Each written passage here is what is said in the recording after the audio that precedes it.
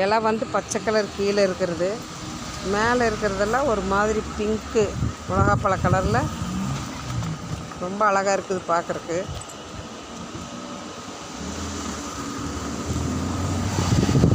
எனக்கு இந்த கலர் ரொம்ப பிடிச்சிது. நீங்களும் ரசிக்கிறக்காக இதை எடுத்து போட்டிருக்குறேன்.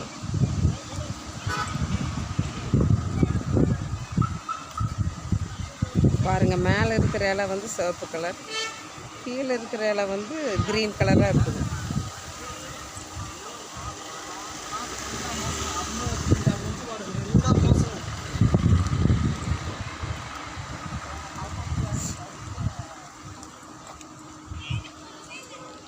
பார்க்குறக்கே ரொம்ப அழகாக இருக்குது. ஒரே செடியில் 2 கலர் இலை, ரொம்ப வித்தியாசமாக இருக்குது.